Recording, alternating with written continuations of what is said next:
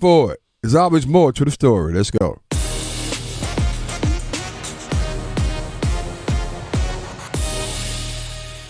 Brother White, good morning. How you doing, my friend? Good morning. Listen, I have this idea on my mind that has just been on my mind for the last few days, and it's this one idea that it is never too late. Now, Reese, I cannot believe that you were throwing shade on Janet Jackson because she is 56 years old. And Pam, I'm glad you didn't fall for it and didn't answer his question he was getting ready to ask on how do we think she looks. Yep. Hey, Reese, she's been performing since the 1970s. She was Penny in Good Times in the 1970s.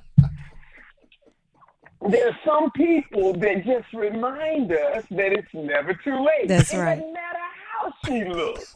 It was 2003. 2003. Remember in 2003? I mean, music had a whole lot of questions. 2003, it was the Black Eyed Peas, Where is the Love? Oh, yeah. And then 50 Cent and Nate Dogg. 21 questions. The girl, it's easy for you to love me now. Would you love me if I'm down and out? Would you still have love for me? It's easy if you can love me now. Would you love me if I'm down and out? Would you still have love for me? Sometimes I wonder if there are questions that we have. Because in 2003, there's a man who entered the NBA who really, it doesn't matter whether we like him or not. It doesn't matter whether we're a fan or not. But you have to understand that the 38-year-old is changing the game in many ways, in a way that we're watching and paying attention. Yes, I'm talking about LeBron. Oh, good night. Okay.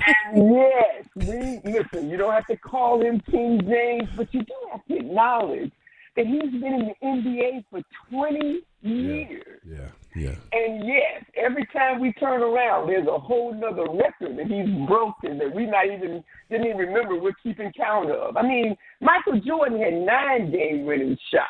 LeBron has had 8 game-winning shots. And yes, LeBron hit that layup to send the Lakers into overtime. But did anyone see the fact that he also made a shot that was just outside of the buzzer? Yeah, I heard that too. 22 points, 20 rebounds, 7 assists. Listen, to put it in perspective, it was in 2004 when Shaq had 20 points and 20 rebounds in the playoffs. So whether you like him or not, LeBron is reminding us it's never too late. Maybe there's some things on this hump day we can learn from his leadership style. He said something that I thought was egotistical until you really looked at what he was talking about. He said his game is really above time. He says, I'm not saying like I'm ahead of my time. I'm saying when I'm on the court, I throw a pass, and the ball that I've thrown will lead my teammate right to where it needs to go, even before he realizes it. Maybe we need to live that way on hump day. Maybe we need to begin to be above time. Maybe we need to make decisions knowing that it's the right decision for the future that we desire to see. Yes, LeBron James, remember someone told him, shut up and dribble. I believe the man will go down as being one of the greatest athletic, quiet activists that we will ever have remembered. Because, yes, he led the NBA when there's the T-shirt, Black Lives Matter. Yes, he reminded us of George Floyd. Again, I can't breathe.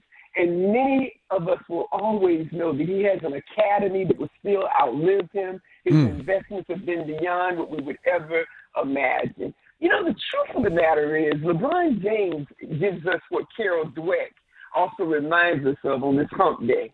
Carol Dweck said it this way. She said, we're either going to have a fixed mindset or we're either going to have a growth mindset.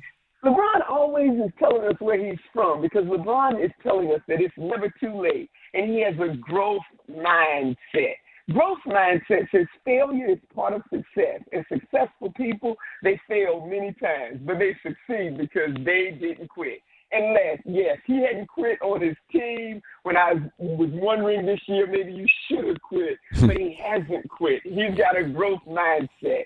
Fixed mindset of people like myself, where sometimes we think it's a matter of being in the right place at the right time, and you got to be afraid of failure. Sometimes I can be like that. All of us can be like that. But LeBron, thank you for showing us, whether you win the championship or not, showing us that we all can keep moving on, even when people say that it's too late. And finally, Martin Luther King said it this way: it doesn't matter where a man stands in moments of comfort and convenience, but where does he stand in moments of challenge and controversy? Now, LeBron is no Dr. Martin Luther King, but LeBron said it this way: people going to hate you, rate you, shake you, and break you. But how strong you stand is what makes you. Maybe it's true on this hump day that it's never too late. And LeBron, you're showing us there's always more to the story. Wow. Ooh, good stuff.